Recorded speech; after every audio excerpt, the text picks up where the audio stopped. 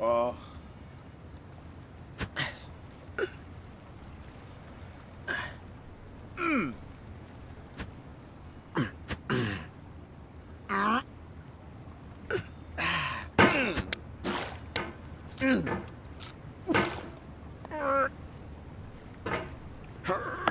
There's no feeling more intense than starting over. If you deleted your homework the day before it was due, as I have, or if you left your wallet at home and you have to go back after spending an hour in the commute. If you won some money at the casino and then put all your winnings on red but it came up black. If you got your best shirt dry cleaned before a wedding and then immediately dropped food on it. If you won an argument with a friend and then later discovered that they just returned to their original view. Starting over is harder than starting up. If you're not ready for that, like if you've already had a bad day, then what you're about to go through might be too much. Feel free to go away and come back. I'll be here. Alright, thanks for coming with me on this trip. I'll understand if you have to take a break at any point. Just find a safe place to stop and quit the game.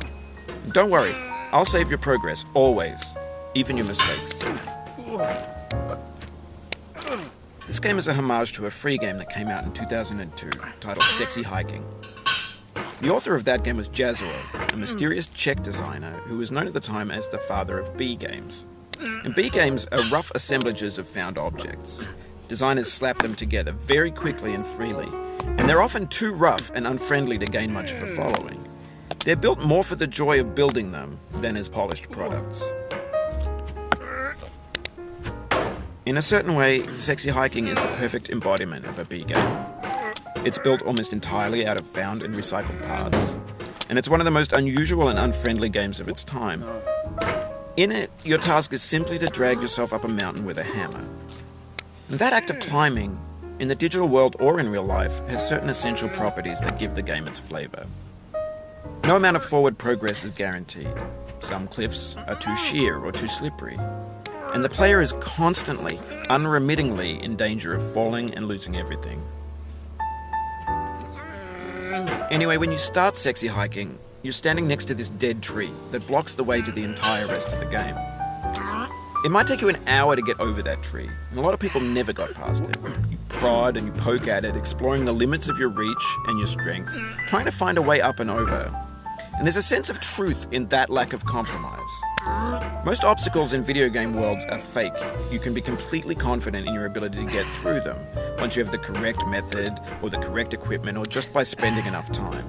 In that sense, every pixelated obstacle in Sexy Hiking is real. The obstacles in Sexy Hiking are unyielding, and that makes the game uniquely frustrating.